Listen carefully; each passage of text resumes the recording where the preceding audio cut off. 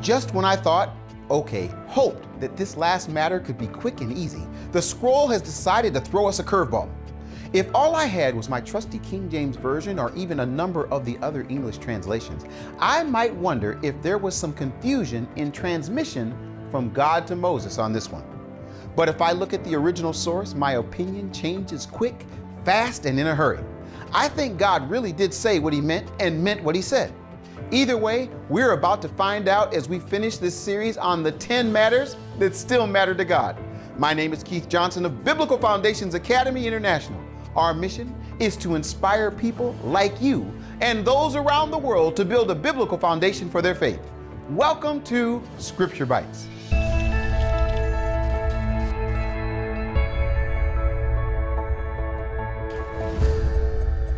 Please forgive me as I might be just a bit giddy. Can you blame me?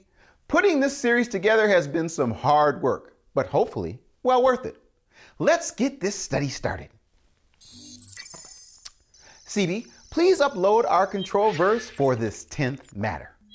Thou shalt not covet thy neighbor's house, nor shalt thou covet thy neighbor's wife, nor his manservant, nor his maidservant, nor his ox, nor his ass, nor anything that is thy neighbor's. Exodus chapter 20, verse 17, KJV. Did I just say ass?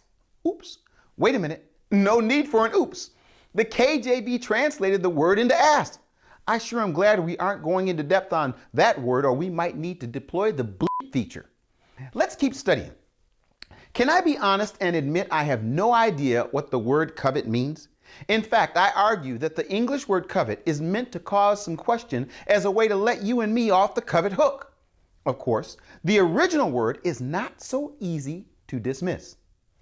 CB, please display the scroll source of our control verse with vowels as usual. Okay, even though I am convinced that some of you Scripture Bite students are ready for the entire verse, we're only going to bite off the first 8 words. Hey, no complaining.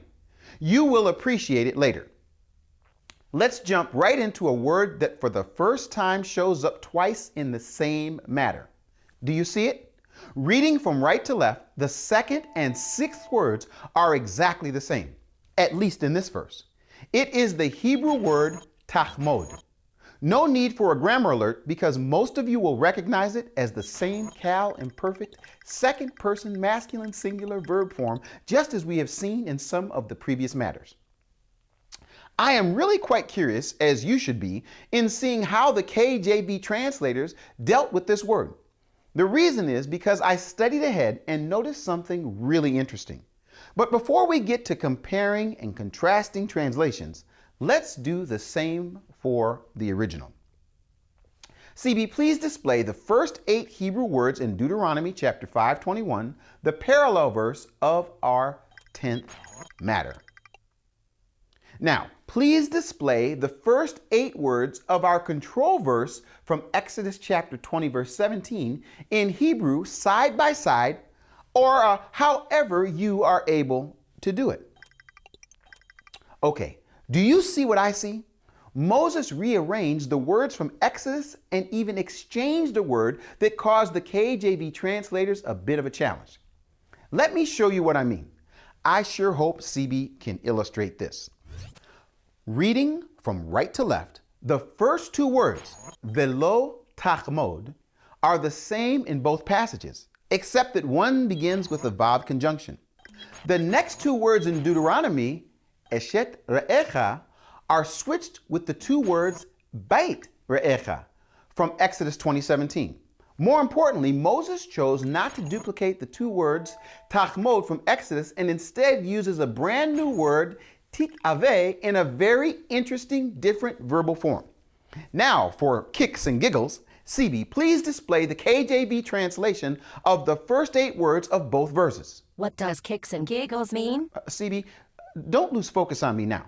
Please display the KJV translation of Exodus 5:17 and Deuteronomy 5:21 together.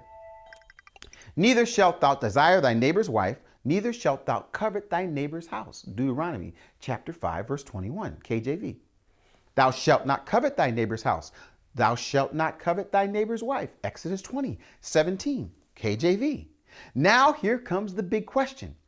Why does the KJV translate tachmod as covet in Exodus 20:17 while translating the exact same word in the parallel matter in Deuteronomy 5:21 as desire? Secondly, why did they translate titave as covet? CB, please let's start by displaying how many times the word tachmod is found in the scroll source in the Cal imperfect form. Okay. Please display the scripture references for our serious scripture bite students who want to look up those verses. Exodus 20:17, Exodus 34:24, Deuteronomy 5:21, Deuteronomy 7:25, Isaiah 53 verse 2, and Proverbs 6:25. What you will notice is that in our control verse, they translated the word as covet, but that is the only occurrence. In the other verses, they translated it as desire, except in the Proverbs verse where they translated it as lust. If we check our Brown Drivers Briggs Hebrew and English lexicon, we find this definition. It's a verb, which means desire, take pleasure in. It also has, in a bad sense, of inordinate, ungoverned, selfish desire, or lustful desire. Another place, it says take pleasure in, or idolatrous tendency. Well, that definition explains why the KJV translates the word as desire or lust. Now for the word titave, that deserves a grammar alert. It is a hitpael, imperfect, second person masculine singular verb meaning to desire. I just can't help it. I want to dig a bit deeper by studying the root of this word. What I usually like to do is look for the first time a root word is used in scripture to see if I can gain some insight. And sure enough, that is exactly what happened in this case. CB, please display the first time ava, the root word of titave, is used. And when the woman saw the tree, that it was good for food, and that it was pleasant to the eyes, and a tree to be desired to make one wise, she took of the fruit thereof and did eat, and gave also unto her husband with her, and he did eat. Genesis chapter 3, verse 6, KJV. The Hebrew word behind pleasant is a noun in the common feminine singular form. Does anyone think that it's a coincidence that Moses used this word as a way to further explain what it means to covet or desire your fellow's wife? Do you see what he was trying to communicate to the ancient Israelites back then and to us now? If you covet or look at with desire the house or the wife or anything else that is not yours, you may be tempted to take it without permission. As you've probably noticed, this 10th matter is unique among the so-called 10 commandments. The other 9 all involve specific actions, but this one only addresses our thoughts. Furthermore, penalties and consequences are prescribed in Scripture for violations of the other 9 matters, but we find no specific punishment for number 10. The nature of this matter is cause for a pause. Sincere religious people often speak of God's law in negative terms as being purely physical and not dealing with the heart. Some would even go as far as to say that obeying these precepts puts one under a curse. But this 10th matter is just one of many examples of how deeply the God of Israel is and always has been concerned with the heart of man. For example, some people might be surprised to learn that circumcision of the heart is not a new advancement into spirituality, but an ancient requirement.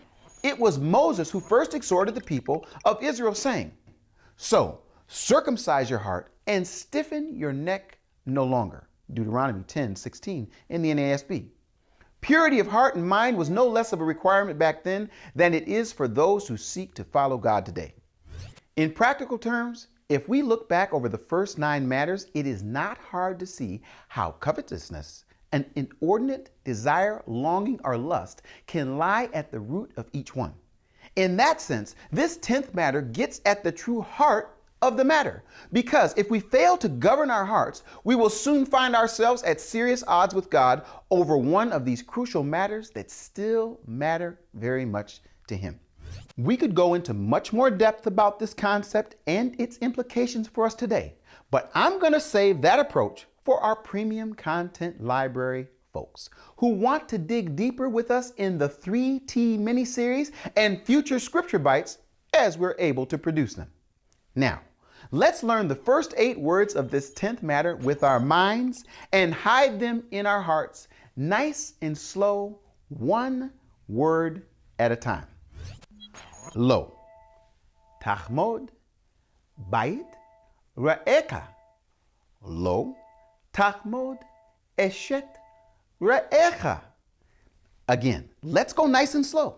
There are only 5 original words and 3 repeats. The first 2 mean you shall not desire. Lo tachmod. The next 2 words mean the house of your fellow. Bait ra'echa. The next 2 mean you shall not desire. Lo tachmod. And the final 2 words mean the wife of your fellow. Eshet ra'eka. You shall not desire the house of your fellow. You shall not desire the wife of your fellow. Exodus chapter 20:17, Scripture Bites version. And if we keep reading, this verse goes even further to make sure there is no confusion. Nor his manservant, nor his maidservant, nor his ox, nor his nor anything that is thy neighbor's. Exodus 20 verse 17, KJV. I think the point is that if you look with desire, coveting the house or the wife or anything else that is not yours, you may be tempted to take it, and we know what happens if that happens. Just ask Eve and Adam. Well, folks, that's all until next time. Reverse that. There's only a next time, for now at least, if you have signed up for our premium content library. If so, then we will keep reading, watching, and studying together by diving into the 3T mini-series. And even if you decide that the premium content library isn't for you, you can still play this 10 Matter Scripture Bite series over and over again, as many times as you like. Remember what I love to say: keep reading, studying, listening, and watching at bfainternational.com.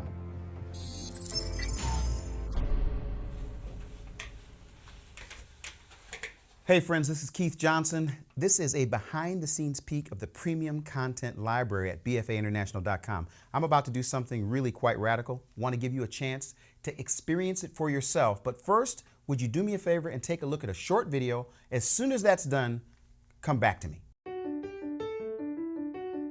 Dear friend, at Biblical Foundations Academy International, we believe that God reveals His will and His way through His Word, and we want to help you understand it in an exciting way. We promise to continuously bring you what we consider to be lightning in a bottle through our video presentations, and you can now experience it for yourself in our Academy Premium Content Library. Imagine yourself sipping a cup of tea or coffee in the morning, tablet in hand, or maybe crunching into an apple during lunch with your smartphone propped up on your desk.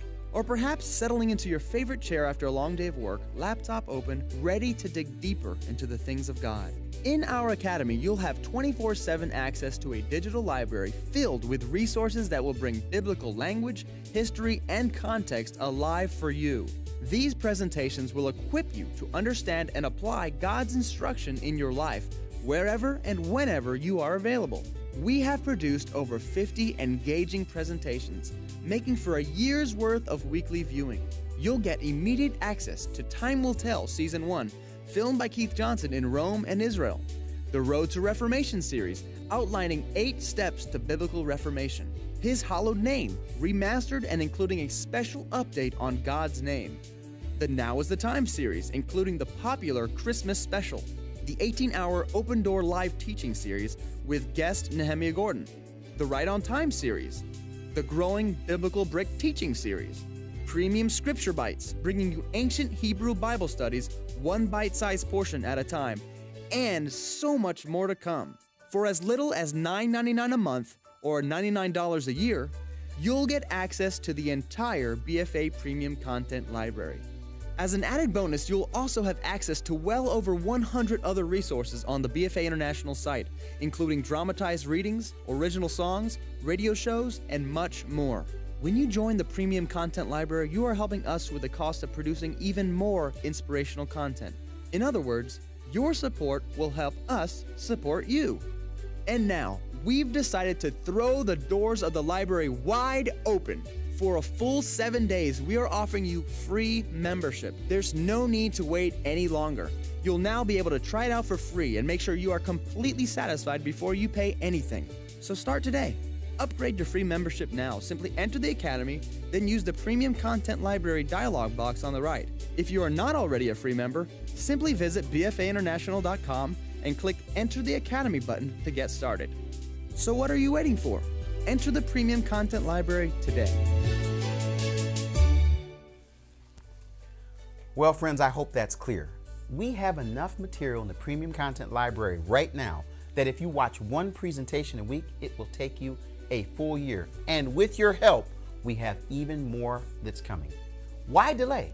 Push the button today. And in the end, you're going to help us, we're going to help you, and together, we're going to reach people around the world, inspiring people to build a biblical foundation for their faith. Thank you.